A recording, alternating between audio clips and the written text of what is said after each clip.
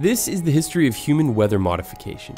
During World War II, too many British Air Force pilots were crashing while trying to land in heavy fog so thick, some crews just ditched their planes in the sea and parachuted out rather than landing blind. So scientists came up with a plan to install gasoline pipelines along both sides of the runway and ignite them to create huge rows of flame, which then evaporated suspended fog droplets, allowing the Allied aircraft to locate the airfield and land safely.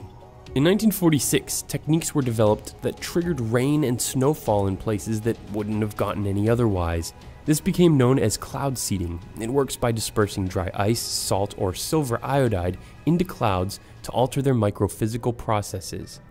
In the early 60s, the US government began testing cloud seeding on hurricanes to learn if it was possible to weaken them. Rocket canisters of silver iodide were dropped from aircraft into the storm's eye, and gun-like devices mounted on the wings also sprayed the stuff onto the clouds. Initially, the tests seemed to work. Wind speeds were cut, and in some cases, the hurricane eye walls even fell apart.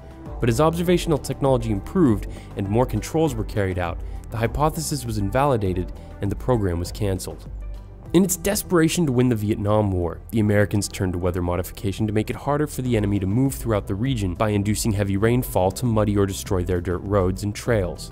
47,000 canisters of silver iodide were dropped over North and South Vietnam, Cambodia, and Laos. Some areas supposedly saw their monsoon period extended by up to 45 days, but just 2 days after the New York Times exposed the program, it was discontinued. Operation Popeye caused the USSR and US to negotiate a ban on the military use of offensive weather modification techniques in 1977. But the treaty didn't stop countries from using cloud seeding against themselves, as the Soviet Union did in 1986 when the Chernobyl nuclear disaster sent fallout into the sky. Civilians on the ground and the Russian pilots who carried out the mission have confirmed that aircraft flew overhead, ejecting a substance into the clouds. This resulted in heavy, black-colored radioactive rain to fall in Belarus instead of onto the Soviet capital, Moscow. Today, 37 countries are operating weather modification programs to enhance rainfall or suppress hail, or both.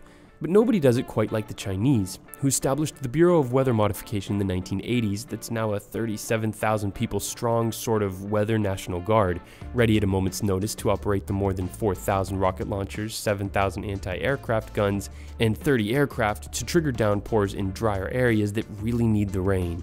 The Bureau's highest profile operation was keeping Beijing's Bird's Nest Stadium dry during the opening ceremony of the 2008 Olympics. The following year, the Bureau dropped 186 doses of silver iodide into a cold front to bring drought-stricken Beijing its earliest snowfall since 1987.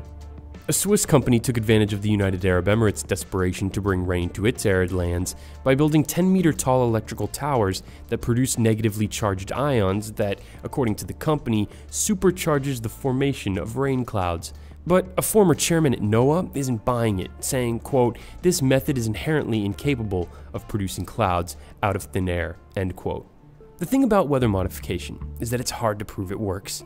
But based on the results we've seen and the number of countries still doing it, man's effort to control precipitation isn't stopping anytime soon, even though we have little understanding of the unintended consequences. If this video opened your eyes to the reality of weather modification as much as it did mine, like it and help it spread. And as usual, thanks for watching.